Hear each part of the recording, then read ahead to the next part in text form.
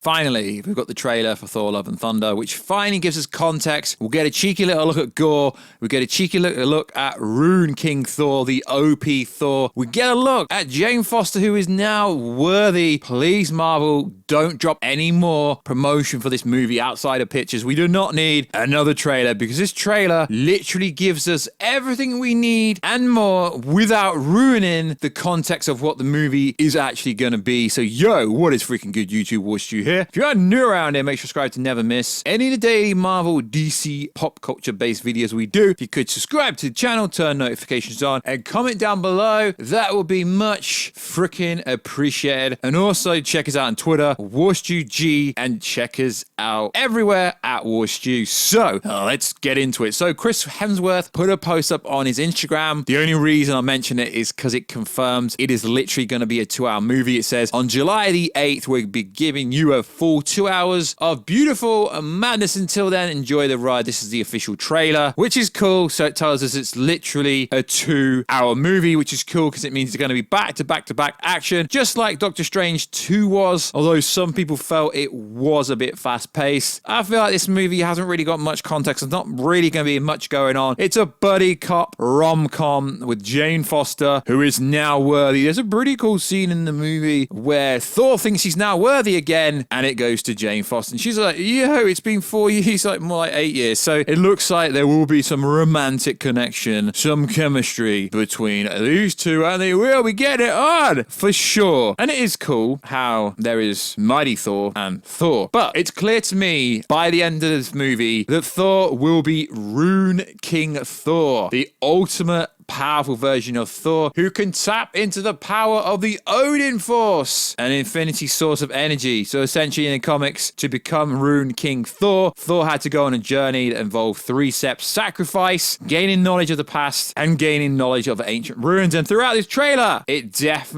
looks like there's some ancient ruins in this for sure. So will this be Rune King Thor? Definitely looks like it. So we get our first look at Gore, the God Butcher. And yes, I agree, he looks sinister, he looks menacing, and this is because of Christian Bale's acting ability in his facial expressions. But I don't agree with the rumors that came out before that he's scary looking. Come on, lads. Come on, ladettes. This is Marvel. He looks sinister, but I wouldn't say he looks terrifying. He looks sinister. Very cool. The Venom God that's going to lead to Knull ultimately. I do not care what anyone says. He has the Necrosword. There is connections to Knull. Whether they bring up Knull, the Venom symbiote freaking god who could take out Celestials, I don't care what anyone says. This is going to, at some point down the road, Knull will be introduced. So he says he's gonna freaking slay all the gods. Now let's talk about the gods. Now, although I love Thor Ragnarok, this movie has to have a serious tone. You can't have a villain that says, yo, I'm gonna kill all the gods, and then it be like a joke and a kind of a meme movie where it's funny throughout. I don't mind the funny parts, but if the villain is gonna be someone who is literally the God Butcher, he's gonna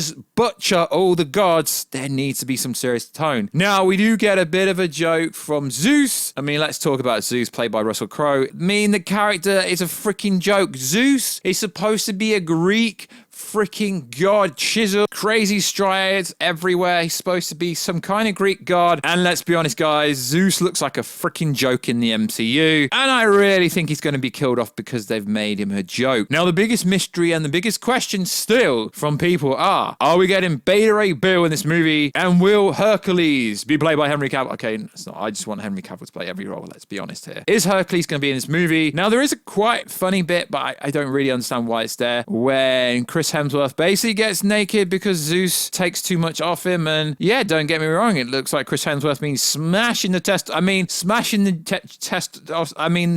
gym. He looks in decent shape. Clearly, it's been smashing the gym, clearly. And yeah, for some reason, that's like a thirst trap for girls. But to be fair, he looks like he's got a good physique. But Zeus' physique, it's an absolute joke. He's supposed to be a Greek god. I'm not saying Greek, oh, Stu, your body. No, I'm not body shaming. Zeus is supposed to be a Greek. I mean, seriously, seriously, lads, a Greek god. It's a bloody Marvel movie. Supposed to be chiseled. Now, what is interesting is it does look like a romantic story will happen between Jane Foster and Thor. I'm quite interested to see how the Guardians of the Galaxies are going to fit into this, because they're in this in a bit more capacity than a cameo role. It is rumored that Chris Pratt, Mr. Star-Lord, will get injured by Gore, but it is freaking cool. So we're going to get Queen Valkyrie, although it basically looks like King Valkyrie. Gore, Christian Bale looks Nemesis.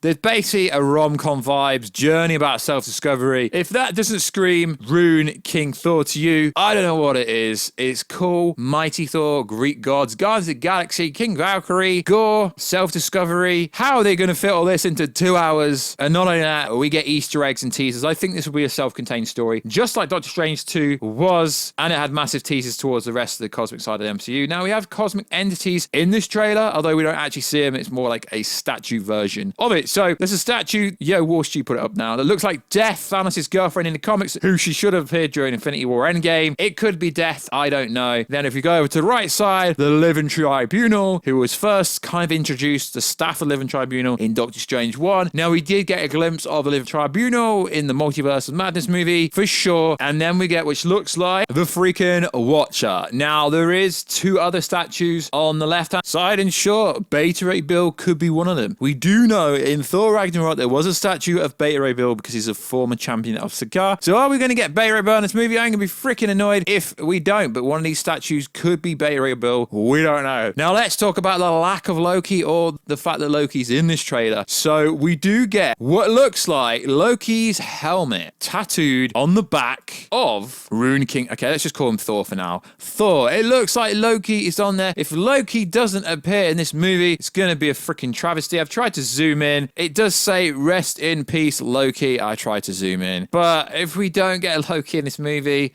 played by Tom Hiddleston, the English-born actor, that will be a freaking travesty, lads and ladettes. It really will be a travesty if we don't get Loki. You can't have a Thor movie without Loki, and I'm guessing if Loki doesn't appear in this movie, the reason why they've tattooed on there is so he's still in the movie in somewhat capacity. Now, that's pretty much it. That's everything we've found. I mean, there might be a few little tidbits here and there that we've missed, but essentially, that is everything you need to know. And yeah, we are going to address the rumor, the kind of suspicion in the house right now. Does Thor freaking die? We don't know. At the start of the movie, Korg's telling a story about a god. He was no original man. He was a god. Almost like Korg is talking about Thor like he's dead. Right at the start, I don't know. Does Thor die? We don't know. Is Jane Foster going to take over? We don't know. We presume Jane Foster is going to have the cancer storyline, and she's going to have cancer, and that's how essentially she becomes Thor in order to get rid of the cancer. That's been the most recent rumor going around the internet for the longest time possible. So, what is freaking going on with Thor's helmet? I mean, I've not looked, but I know that's going to cause a lot of controversy. In this trailer, Thor's helmet looks freaking stupid. It really does look stupid. But I don't know. Maybe you like it. Let me know down below. So something else that I find fascinating is they've teased the final scene of this movie, the third act, as people call it, and Queen, or King Valkyrie, is fighting Gore, which with what looks like Zeus's weapon, or lightning bolt, if you like, in the first trailer, which was cool. And we get what looks like Thor, and Thor holding hands. Jane Foster Thor and Chris Hemsworth Thor holding hands. And yeah, Gore looks sinister in this scene, but it does look like a pretty self-contained story with cosmic entities, and it will most likely be Doctor Strange 2, where we get some crazy setup at the end of the movie that might connect to greater things. You can't really have a cosmic movie like Thor, and Thor being Rune King Thor, and